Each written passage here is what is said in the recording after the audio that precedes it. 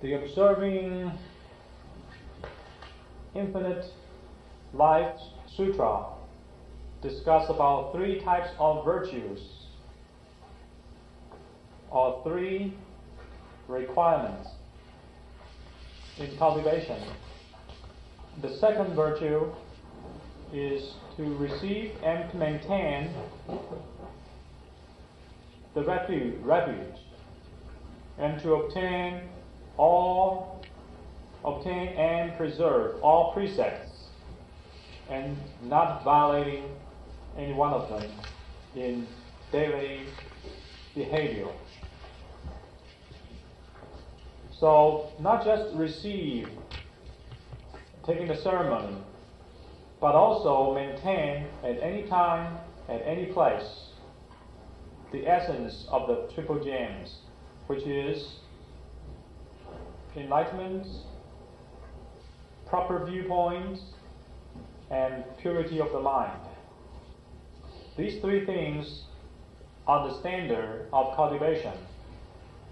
And to approach to the standard, the methods are numerous. We also know there are many schools and many methods. They are pretty much categorized into 3 aspects. As long as you can actually enter through one main gate, one of the 3 main gates, the final result is the same. For Pure Land students who practice Buddha name chanting, it is to enter the ultimate self-nature through the door of purity, because the Pure Land school students is seeking for, or at least the goal is to be able to reach a single state without confusion or scattering. And that is an evidence that the Pure Land school student practice and enter into the self-nature through the gate of purity. The second item of the second virtue talks about possess numerous precepts. And the last item of the second virtue talks about be able to maintain a proper behavior and manners. Be able to possess all numerous types of precepts. The precepts are have many types, many kinds. But the most important, or the essence, are the fundamental 5 precepts. The next one, or the third item of the second virtue, talks about not violating the proper manners in behavior. And for that one, we take a look of the Bhikkhu 250 precepts. It contains the first 4 most serious and ultimately important precepts, plus 13 important precepts, and the rest precepts deal with proper manners, rules, and regulations about behavior. So, to practice Buddha Dharma, take refuge and understand its meaning. Observe or follow the precepts, particularly the fundamental ones, are most important. My teacher used to explain to me, like traveling from northern part of Taiwan, capital city called Taipei, to the center of Taiwan, city called Taichung, we take railroad train. You must keep your ticket from the beginning stop to the last destination. In our spiritual development, similar to this situation, we must not forget the 3 refuge and the 5 fundamental precepts.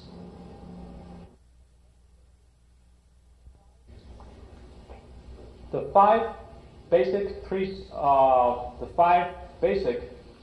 precepts, which are no killing, no stealing, no committing sexual misconduct, no lying, number 4, and the last one, no drinking of intoxicants things to lose sober mind. The first 4, no killing, no stealing, and no lying, and no committing sexual misconduct, are universal. Whether you take this precept or not, if you break them, you just naturally have the natural sin. You create a sin automatically. The last one, not taking intoxicants such as liquid. When you violate this one, only when you take this precept, and then you drink wine or liquor, then you violate this one. But if you don't take that one, drinking liquors, you don't create a sin because it is precautionary. It is not a fundamental violation of the universal law of karma. So we need to understand the meaning of the precepts and the purpose of all the fundamental precepts. And there are reasons behind this. What time you can follow the precepts without violation? What time you can do things opposite to the precept tells you and still follow the spirit, the meaning of the precept without a violation? So we need to study the precepts, its purpose, and its true meaning or spirit behind it. Without this proper understanding, a lot of people may feel Buddhism, their philosophy and sutra are beautiful, but precepts seems too much. It's too burdensome, too troublesome. I think I just want to be exposed to the sutra and not the precepts observation. This is because of improper understanding. Because the precepts is Buddha's behavior and manners. It is just like Li, or the proper manners of Confucius. Without the precepts, there will be no Buddha. Without the proper manner, there will be no Confucianism. Buddha's teachings are so vivid, so lively, and so flexible. And the purpose is to benefit the sentient beings. It is not creating a bondage to give sentient beings inconveniences. So we must first understand the motivation of Buddha in helping all sentient beings. There are many teachers nowadays who can teach sutras, Buddha's teachings, but there are almost none who provide teachings on precepts.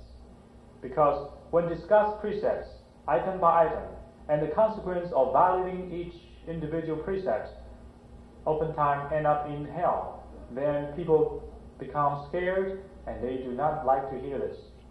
And perhaps because there will be no audience, so there are no teacher willing to spend time and teach precepts. But we know the motivation of a Buddha is to benefit sentient beings. We know precept is essential and most important to Buddha Dharma. So we need to see why the precept is necessary and why precepts really do not create bondage or inconveniences to your daily life. I'd like to share with you a personal experience about precept observation. When my teacher, when he was alive, most venerable Mr. Li, being none, he lived in Taichung, Taiwan, the center part of Taiwan Island. He followed the precepts very rigorously. Only one meal a day before noontime. No breakfast, no supper. I follow the similar precept, but I do take breakfast and lunch before noon, no supper. But one day, disciple invited him, my teacher, Mr. Lee, the most venerable one, for supper. He invited me to go along with him. I feel very uncomfortable because I follow the precept of no eating supper. Now my teacher wants me to go along with him. The teacher then told me, the attitude you are taken of not joining other people's happiness by accepting their offering is the attitude of Theravada Buddhists. To be a Mahayana Buddhist or Bodhisattva, you need to make sentient beings happy. Therefore, from that point of view or for that reason, you accept their food offering and you take supper, which is not violating of the precepts, but to create a happiness of of the person who would like to offer you. On the other hand, if you do follow your precepts, then you have created an image or impression that the Buddhists are unreasonable. They are hard to deal with. And once you become a Buddhist, sincerely, you take precepts, then your life totally different than average people. Then they perhaps going to say bad words behind you, and they definitely do not want to become a Buddhist. Therefore, come with me to accept the food offering. Therefore, we know the precepts are very flexible. Follow the spirits. Sometimes you eat supper. When there's no situation that you need to eat supper, then follow the original precept literally. However, if you do like to enjoy supper and you pass the word around and suggest your friends, disciple, please invite me for supper, then you are violating the precept because you create opportunity for yourself to eat supper. So if people do not know you follow this precept, they invite you and you come, and then they realize you almost break the precept for the sake of making them happy. They will be very touched, and they think Buddhists are very flexible, very compassionate. So we need to know the meaning of the precepts, and when it's truly violating the precept, when it is not a violation.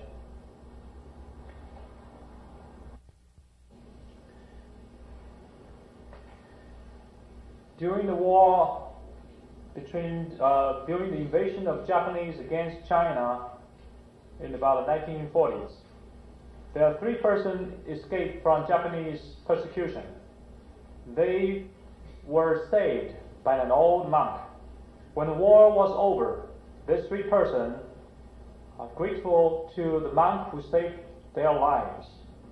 So they invite the monk for a banquet, and they have prepared the best of food, chicken, beef, and all kinds. And then the monk came. Then they realized monks are vegetarians, but we already prepared the banquet of all kinds of chickens and meat. Surprisingly, the monk just ate all things that was prepared for him without any complaint. This made these 3 persons very touched. On the other hand, if the monk came and shows an ugly face or something, then these 3 persons not going to have a good impression about the Buddha Dharma. So Buddhism is very flexible.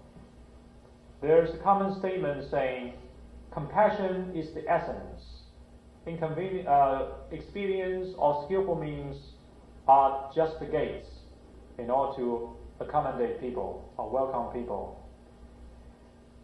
And also in Sutra, there's another statement said, Bodhisattvas are those who want to make all sentient beings happy. And this is the spirit of practicing Bodhisattva methods, which may look drastically different from the Theravada Buddhism's precepts and practices. To seriously observe precepts actually covers one should obey the law made by the country and by all nations.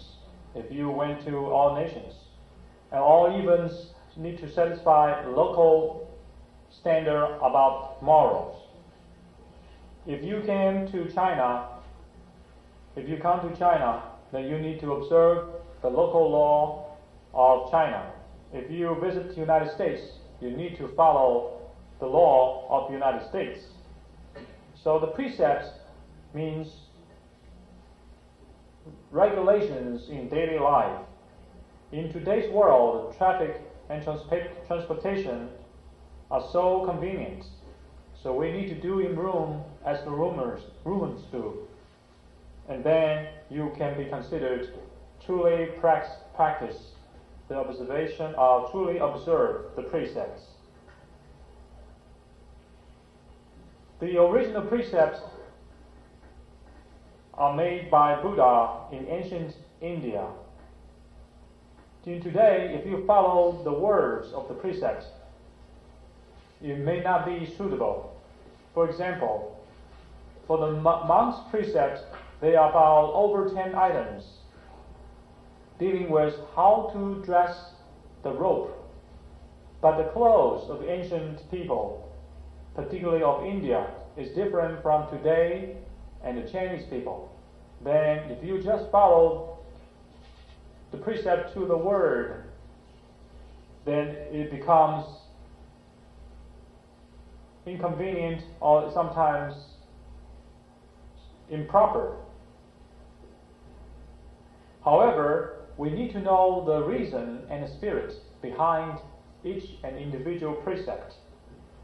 What is the spirit and the reason behind the precepts? It can be boiled down to two statements.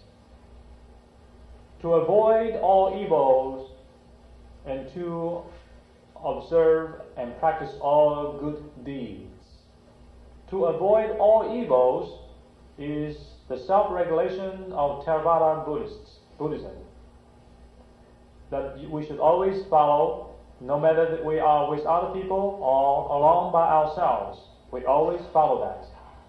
But when dealing with sentient beings, then we need to do all good deeds, which is the spirit of the basic reasoning for Mahayana Buddhism.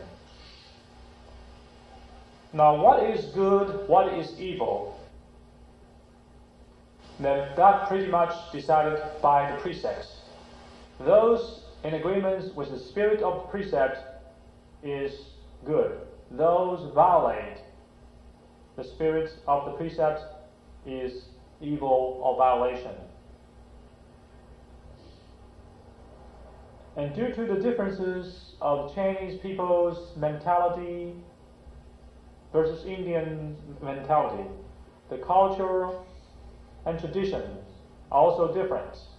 Therefore, there is a Zen master called Bai Zhang. He has set up, or you may say modified the precepts and made new rules and regulations, and yet still follow the spirit of the precepts. Follow the principle, but may change the item, which may be different than the original precepts. So, a true Buddha Dharma, and particularly the essence of Buddha Dharma, the precepts, need to be modernized, need to be localized, and not lose the universal spirit that was originally made by Buddha.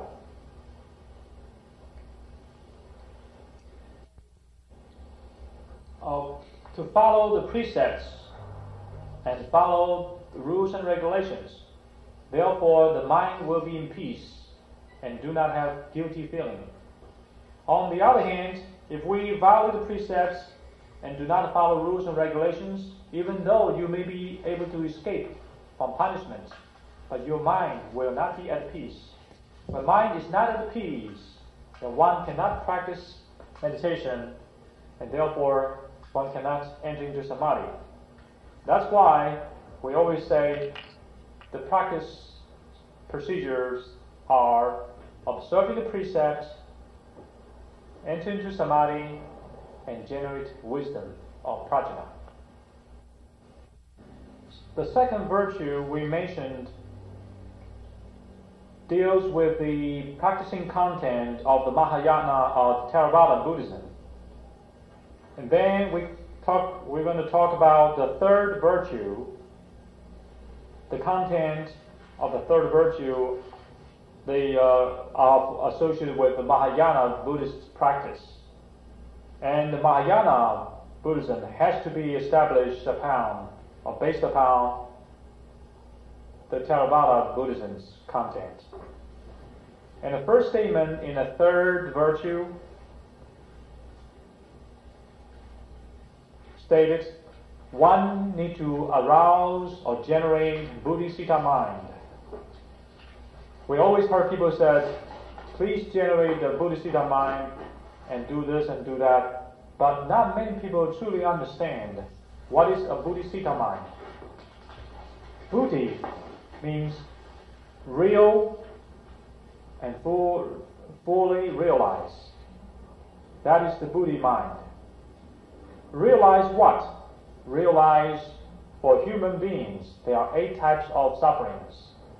If I'm going to discuss the details, we are not going to have time. It takes more than 2 hours. So we can basically say the 3 types of sufferings are all possessed, contained in the human realm, which is suffering. Second one is deteriorating suffering, the suffering due to deterioration. The third one is suffering due to non-stop or constant change. So it can boil down to 3 types of suffering.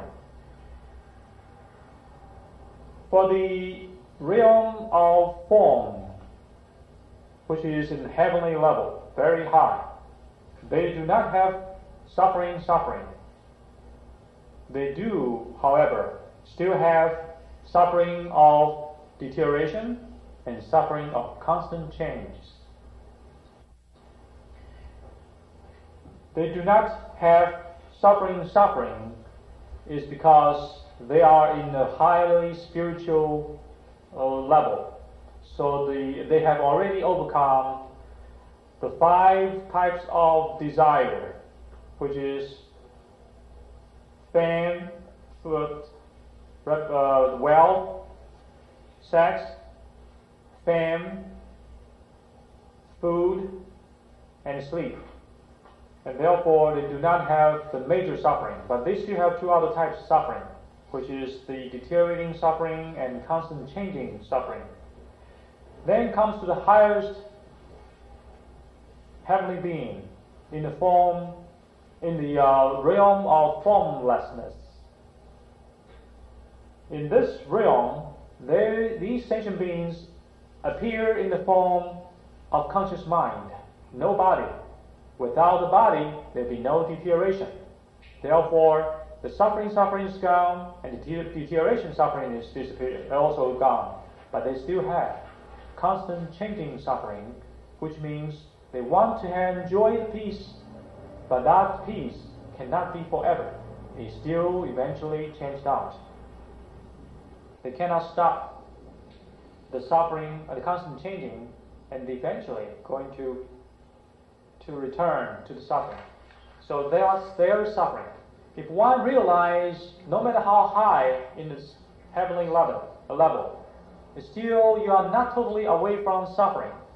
With this realization, and you generate strong determination to away from suffering and to be in peace forever.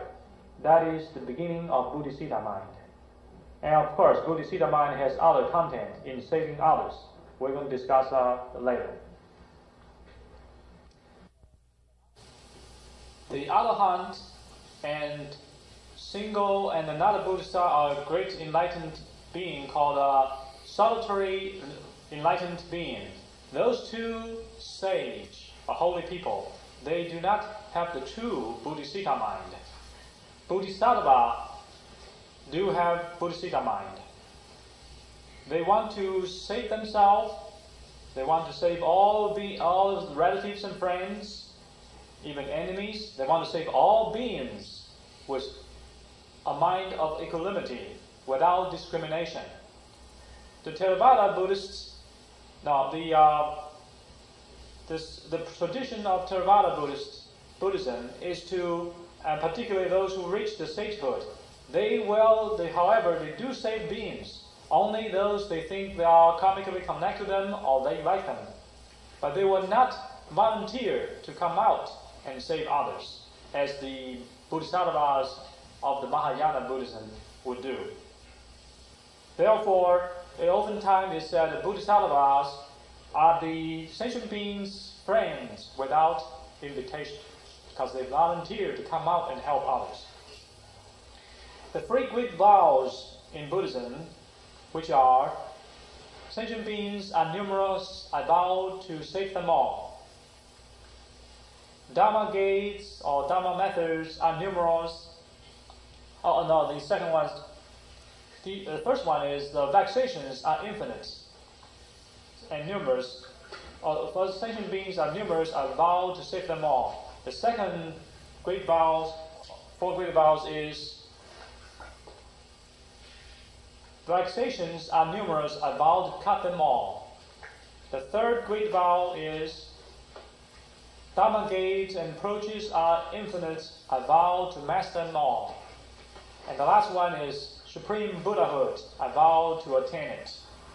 That's the four great vows of Mahayana Buddhism as a goal for all Bodhisattvas to achieve.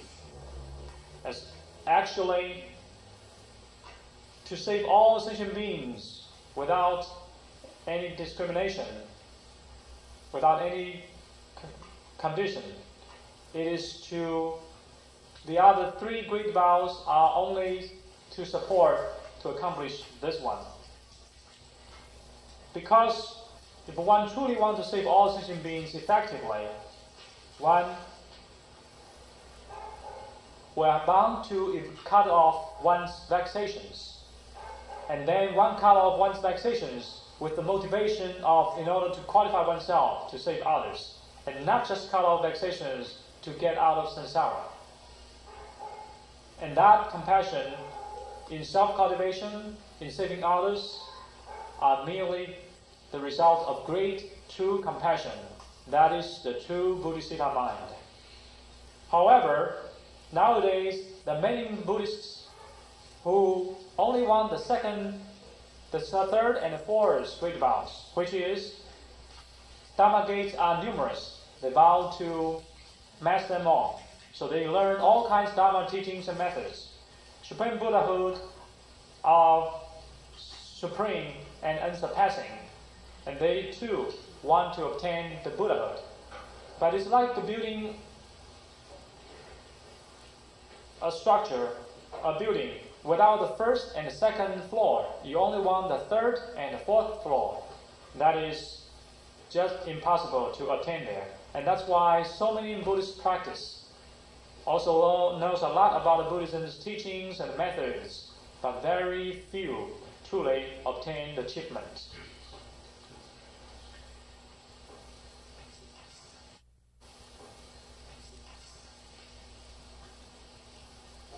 I'd like to point out my personal experience and share with you when I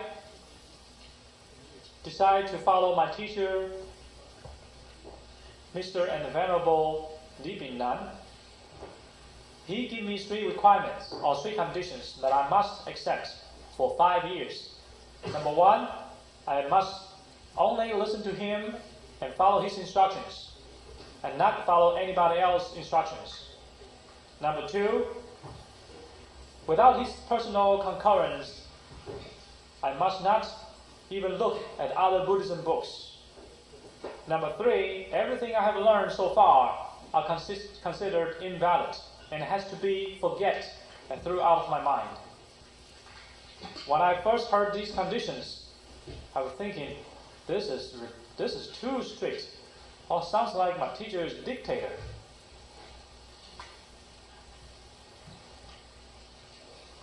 Then I just think about it. I said, okay, let me try. So I said, I will accept your requirement. For 5 years, I'll do what you told me and only what you told me. Then I realized in the practice during these 5 years, I realized the less I listen to other people, the less books I read of different teaching, the less vexation and confusion I have. And the more I can cut off, the more I don't listen to other people or reading other books, the more vexation got cut off. And also realize if I completely cut off, completely not listen to other people's teaching and reading other books, then I completely cut off vexations and confusion.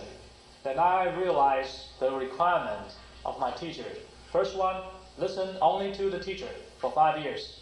It is to block my ear so I won't be confused by the noise or confused teaching from other people. Do not read any books without the concurrence of the teacher. It is to block my eyes without being hurting and confused by other books and teachings. And therefore, in that 5 years, actually the first half year is past, I feel big difference, tremendous benefits, and vexations cut off drastically already. So at the end of the 5 years, I volunteered myself to the teacher. I like to extend this condition, adherence of this condition to another 5 years. So I followed the teacher, accept his requirements and condition for a total of 10 years.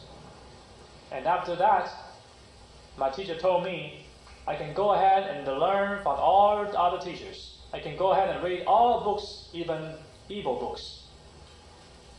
And you can only benefit at that time. No matter what kind of person tell you, no matter what kind of books you read, no matter how wrong they are, you benefit yourself because you know what is right. From that point on, you get more experience. It is like the children. You got to watch the kids very closely. It's not dictatorship of the parents. It is the great love to protect them from being contaminated from the environments. And that is great compassion of the parents. So I was very lucky. A student said, you are very lucky to have such a great teacher and you benefit so much. We are not that lucky because we can't find such a teacher. It is true, to find a teacher of such great caliber and capacity, it is through your good karma and inconceivable karmic connections. You cannot really find a teacher that's so good and is in a physical form that you can see and learn on a daily basis. But if you cannot meet such a person in a physical form to help you, I advise you, which is also the method of my own teacher. He cannot find a teacher for himself. He simply follows the great teacher in the history book of Buddhism. You find one and decide you're going to follow that one. You read all his books. You put all his teaching into practice and only his teaching. My teacher said, do not follow Shu Dongpo, the great scholar and poet, famous in writing poem, and do not follow the modern scholar Yang Qichao, who is famous in literature.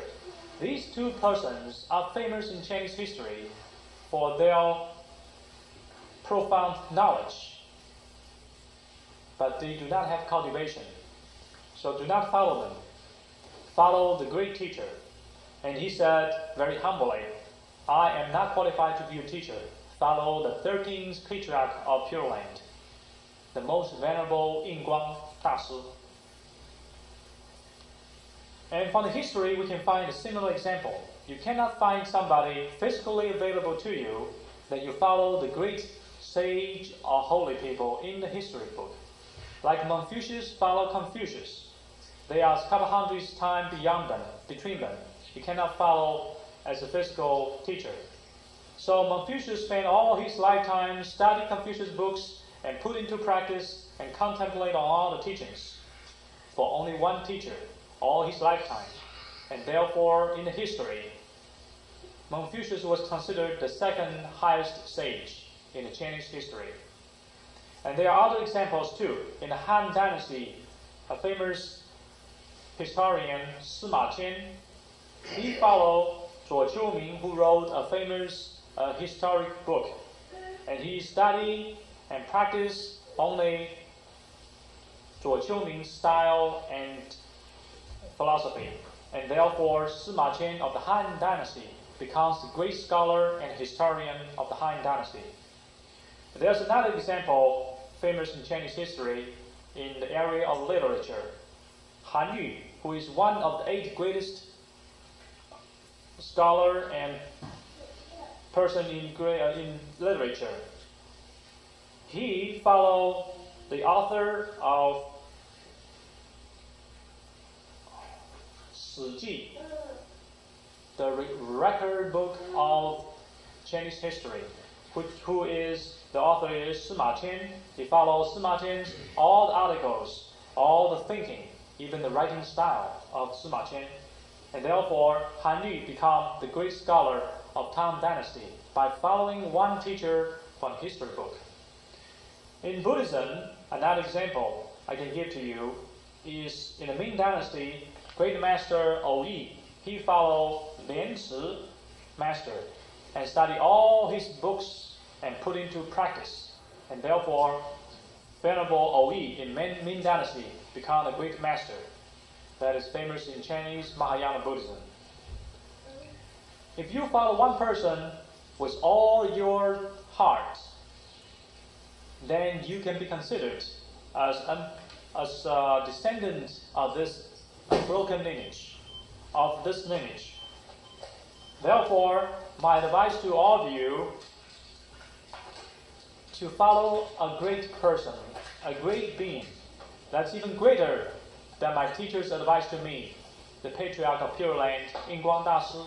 My advice to you is follow the great teacher of all great teachers, Amitabha Buddha, as your teacher, and follow and read the Infinite Life Sutra for 5 years, and control yourself, not reading other books for 5 years, and practice Amitabha as your own deity, as your only ideal idol, if you want to use that word. And then you can become actually a manifestation of Amitabha. If you have choose all your goal into Amitabha and all study only Amitabha Sutra. In my personal experience, during 5 years, concentrated like apprenticeship, then you're going to cultivate and develop proper viewpoint corresponding to wisdom. Then when you read the sutra, your eyes can emitting light, the light of wisdom. With that developed, then come back and read all other books, interface and talk to all other teachers. You know right away the level, spiritual level of theirs, the level of their spiritual achievement, and their realization of the Buddha's teaching. You know how deep, at what level they are. And that is because you have opened up your mind. But if you study all the sutras and all the teachings and interface with all the teachers, you get all kinds, even confusing and conflicting information, then with that kind of attitude, you, for 300 years you studied, you're just getting more and more confused. And you read ancient Buddhism books, you would not be able to tell the spiritual level of that book. So when I discuss this one and share with another master who is also famous in Singapore, Venerable Yen Pei, after my lecture, Yen Pei asked me to go to a private room and said, that's exactly the strict conditions my teacher asked me to do. And his teacher is Di Xian, Venerable Di Xian, very famous. I only follow this instruction, which is strict requirement, for 2 years. Then I said to him, what a shame. If you follow him for 5 years, solely, your achievement will be much higher than what you are today. Because if we follow one teacher, that teacher introduced one method. We follow 2 teachers, introduce 2 methods. You follow 3, you get more teachings. You follow 4, you'll be in a crossroad. 4 which way to go? In the ancient time, the Buddhist disciples follow the teacher Some follow all their lifetime, 20, 30 years, pretty common. So this is about dedication in following one teacher or one teaching, and then you can have achievement a lot easier than exposed to all teachings with craving desire. The regular education talks about you should have more knowledge, more foundation. In Buddha Dharma, its education is to be able to, the purpose is to be able to understand all. But their methods are different. The regular education system want to help you establish a wide foundation, like building a pyramid. The wider you are, then you can go higher and higher, but then it's only to one single point. But Buddhism's education is totally different from regular education in that you need to concentrate on one and only one sutra. Only one sutra is completely and thoroughly realized. You go with deeply inside what is one sutra and only one sutra. And when you completely realize that, which means what? Enlightenment or realization. When you have realization, then come back and read or compare with other sutras, you have instant understanding without trouble. Therefore, Buddhism's education is like a tree starting from the root, one point or a seed. It grows higher and higher and then become wide and great perfect, unlike the shape of the pyramid. Therefore, their methodology are totally different. Therefore, in the beginning, looks like regular worldly education sounds very impressive. All kinds of subjects, all kinds of knowledge, sounds very knowledgeable. But the more you learn, eventually you only reach a single point, a high level achievement, but that is only a single point. On the contrary to that approach, Buddha Dharma's education is starting very simple, maybe even boring, but with single mind, go deep, deep inside. When you fully realize the self-nature, then you read all sutras. You can master them without additional studies. So, the worldly people just cannot understand this kind of methodology and approach. But because of the difference of methodology, the achievement is drastically different. In the 40 flower adorned sutra, there are different types. One is 40 flower adorned sutra. A Bodhisattva by the name of Santai Tongzi, he first followed Manjusri Bodhisattva Mahasattva as teacher. From that teacher, he has accomplished precept, samadhi, and wisdom. With that kind of wisdom and spiritual achievement, the teacher let him go to visit 53 different types of teachers of that world. And these 53 different types of teachers, some are home living monks, most of them are lay persons. Some are older, some are younger. And the final teacher that he visits was universal goodness teacher, who taught him to make vow and to be born into the Buddha Amitabha's Pure Land.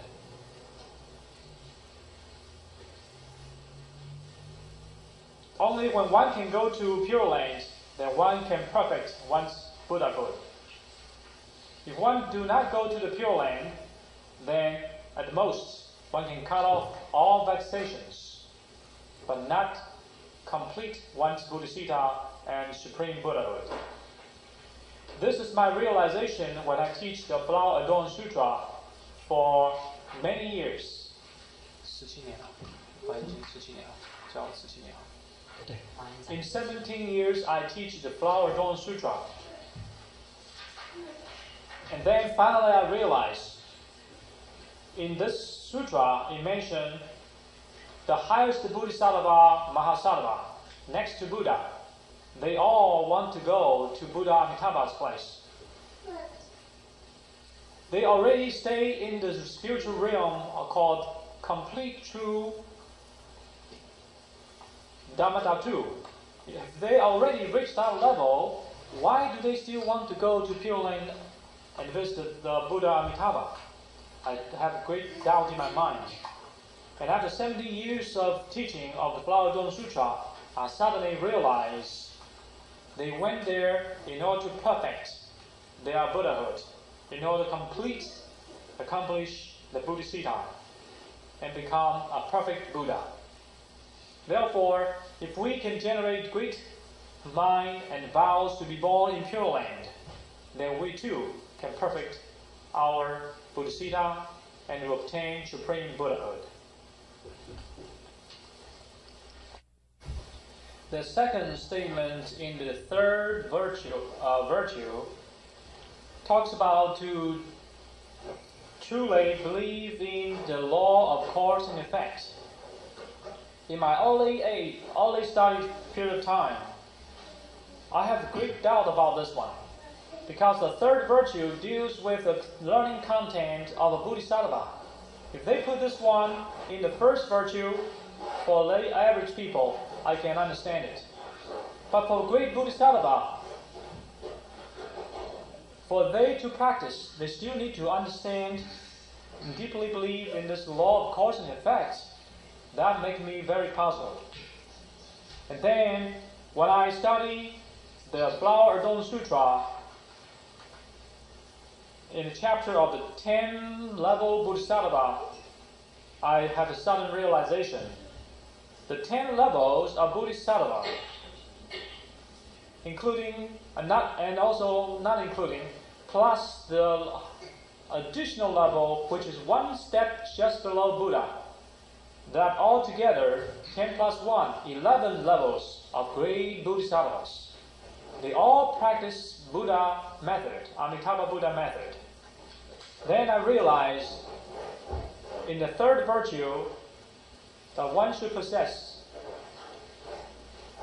in believing, truly believing in the law of cause and effect, is to believe the law, the cause of chanting Buddha, and the result of the effect is to be born in the Pure Land, to be perfect one's Buddhahood. Then I realized the purpose of this law of cause and effect is not just average law of cause and effect, but a special law of cause and effect. To believe in the Buddha, in the chanting of Amitabha methods, and become like Amitabha Buddha, and thus perfect one's Buddhahood. To read and recite Mahayana Buddhism sutras, of all Mahayana Buddhism sutras, is the content of the third virtue. To read the sutra or recite the sutra is in order to learn and follow the example of Buddha and Bodhisattvas and put into practice. It is not just to read books back to the Buddha or Bodhisattva. As Buddha Bodhisattva teach you the books, the sutra, he does not need you to repeat it back to him. For Buddhists, when we practice, at least we should practice twice a day, once in the morning, once at night. The purpose of morning session is to remind us what we need to do for the rest of the day. And the evening session or evening homework is to provide opportunity for self-examination and for self-improvement. If we haven't done or reached what we're supposed to do as reminded in the morning session, then we need to repent and try our best for the next day. But if we only read and chant the sutra and do the homework twice, once in the morning, once at night, before Buddha's statue made of wood or clay, and we don't even think about the meaning, during our rest time of the day, then we are cheating the Buddha made of stone, clay, or wood. If we dare to cheat the Buddha twice a day, and then it's worse than cheating the real Buddha, because we don't even respect the wooden one. When the real one comes, our cheating will be worse than that. So how can we do that? We must not do this kind of thing. We must do the chanting and change our mind accordingly. Historically or traditionally, the Buddhists who practice Pure Land will do Amitabha Sutra once and 3 times of rebirth into Pure Land mantra 3 times.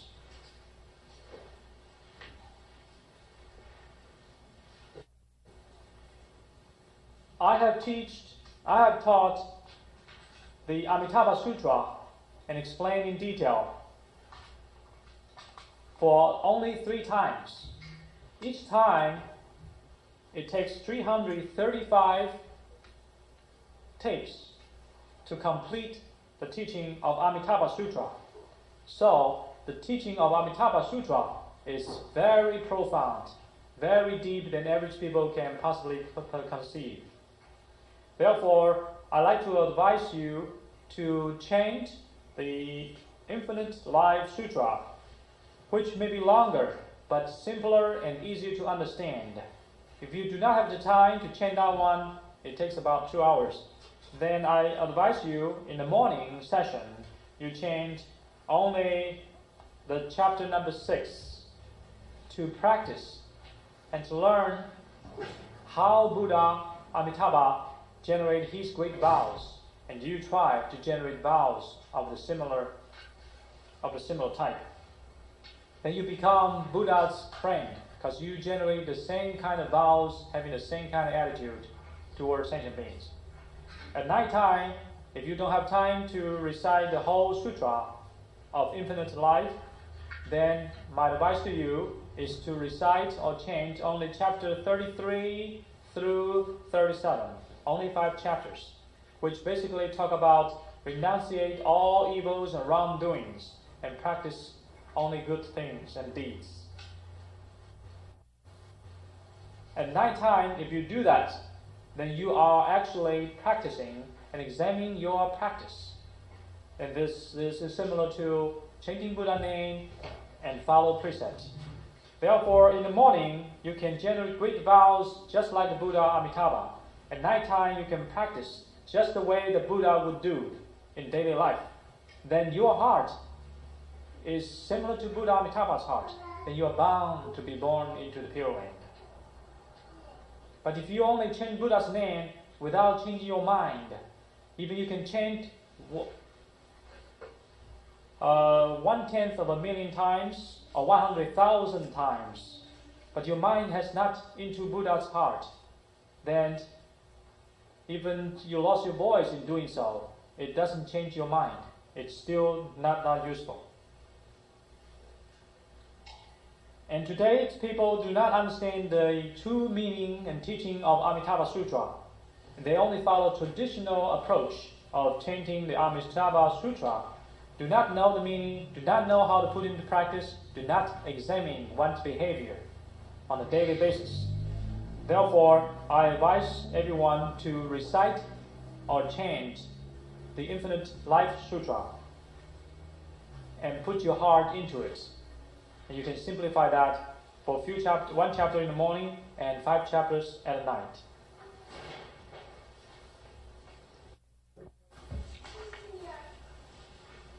So in the third virtue, it talks about to read and recite all Mahayana sutras. Then one can obtain the supreme benefits of the Buddha Dharma. But in actual implementation of this item of third virtue, one needs to pick up only one major sutra and concentrate to this one for at least 5 years. But modern people do not have the patience. So I will say, let's give a 60% shortcut. Let's say 3 years. minimum 3 years, you need to concentrate on one sutra, on only that one Mahayana sutra. I myself spent 10 years, but I spent 10 years for different period of time in that 10 years for 5 different sutras. What I have learned in that 10 years was the Theravada Sutra, which basically says, Alan asked teach Buddha Sakyamuni the good benefit, the benefits and potential disaster if one do not serve Buddha properly. That kind of sutra. Second one was Amitabha Sutra. The third one was Universal Bodhisattva's Great Vows and Activity chapter of the Flower Adorned Sutra, just one chapter. The third one was Diamond Sutra, the Emptiness Wisdom. And the last one was Surangama Sutra. These 5 sutras, the first are the Theravada Sutra, the rest 4 were Mahayana Sutra. And then I spent time listening to my teacher's teaching of the 80 Flower Dome Sutra for only the first row. I didn't hear the rest, but then I was able to understand the rest of all the sutras. Flower Dome Sutra, which is the most beautiful and large in volume of all Buddhism sutras. And then I was able to teach the Wonderful Flowers Sutra without learning from teacher before. And Kristigama Sutra without learning from teacher. Was able to even teach other people of Zen Buddhism related sutras, such as Six Patriarch Platform Sutra. That's because if one fully understands one sutra and get the essence of that teaching, then to read other sutras, you can easily understand their teachings also. If you only study one sutra and able to teach only that sutra, and then another sutra comes, you have to spend time and study that one, then you won't be able to master all the sutras. You haven't got the essence of the sutra or the essence of the truth. Even in Confucianism, Confucius would not teach students for one thing, and the student would not unable to figure out the rest. Confucius will teach a student who can understand when teacher point out one corner, the student will be able to figure out or realize there are 3 other corners of the room. So my teacher said, listen to the sutra or teaching, not listen to the language or sound, but listen to the real meaning. If you can understand the truth from your teaching or listening, you are the best type. If you cannot understand the true essence and meaning of the sutra, but you can understand the key points of that particular sutra, that's also good, but not the best. And to be able to penetrate through the spirits, the ultimate truth of the teaching for any sutra, is because of the wisdom. Without that, it's impossible. And to obtain wisdom of capable to penetrate through the sutra teaching, it comes from samadhi. And samadhi comes from precept. And in this practice of penetrating through the sutra, that precept is patience. Great patience, so that you will not look around to see other sutra, look around to listen to other teaching, but be patient to one sutra, one teaching.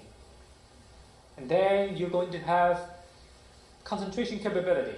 And then you're going to have realization wisdom. And then with that, you listen to the sutra, you see the ultimate meaning out of the teaching. And then with that kind of realization or wisdom, when you open up any other sutra, you understand immediately. The last statement in the third virtue is to help other beings, other practitioners, to diligently practice Buddha Dharma and marching on the enlightenment path.